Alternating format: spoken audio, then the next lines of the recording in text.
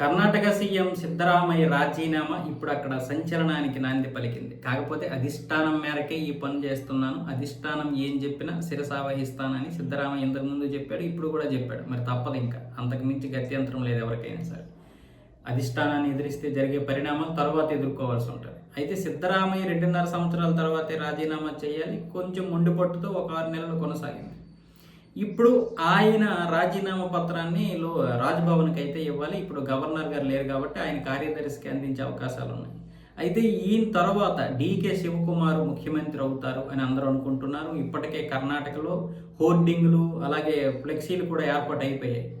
ఆ సందర్భంగా మరి ఏమో తెలియదు కానీ మొత్తానికి డీకే శివకుమార్ గారు అయితే ఆయన సిద్ధరామయ్య గారు ఇచ్చినటువంటి విందులో, బ్రేక్ఫాస్ట్ ఇందులోనైతే ఆయన కాళ్ళు మొక్కి ఆశీర్వాదం తీసుకున్నారు.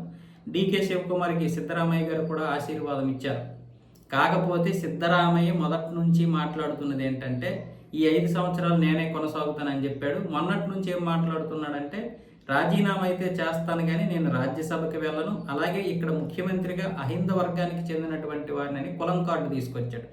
వాస్తవానికి ఆయన డీకే శివకుమార్ ముఖ్యమంత్రి అయితే ఇష్టం లేదు, ముఖ్యమంత్రి అవ్వడం ఇష్టం లేదు. అందుకే జి పరమేశ్వరన్ ఆయన చెప్పేటటువంటి వ్యక్తి, కనుసన్నల్లో నడిచేటటువంటి వ్యక్తి జి పరమేశ్వర ఇప్పుడు హోంమంత్రిగా పనిచేస్తున్నాడు. సో ఆయన్ని ముఖ్యమంత్రిని చేయమని వచ్చేసి ఈయన డిమాండ్. కానీ డీకే శివకుమార్ని కాదని కాంగ్రెస్ అధిష్టానం ఇప్పుడు ముందుకు వెళ్ళగలుగుతుందా? డీకే శివకుమార్ని చేయకుండా జి పరమేశ్వరన్ చేస్తే కాంగ్రెస్ మళ్ళీ కొరుగుతో తల పెట్టుకున్నట్లుగా, ముళ్ళు కిరీటం పెట్టుకున్నట్లుగానే ఫీల్ అవ్వాల్సి వస్తుంది. కాబట్టి ఆ తప్పిదం చేయదు. మరి సిద్ధరామయ్య ఎటువంటి ఫిట్టింగ్ పెడతారో తెలియదు కానీ ప్రస్తుతానికైతే సిద్ధరామయ్య మెత్తబడ్డాడు. రాజీనామా చేయడానికైతే ఒప్పుకున్నాడు. నేను ఇప్పుడు రాజ్యసభకి వెళ్ళను అంటున్నాడు.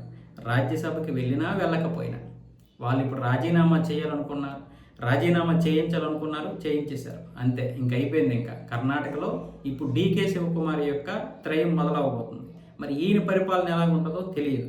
కాంగ్రెస్ భయం ఏంటి అంటే వీళ్ళు ఎవరైనా ఒకరు, ముఖ్యంగా డీకే శివకుమార్ వర్గం బీజేపీలోకి వెళ్ళిపోద్దేమనే భయంతో ఈ మార్పులన్నీ చకచక జరిగాయి.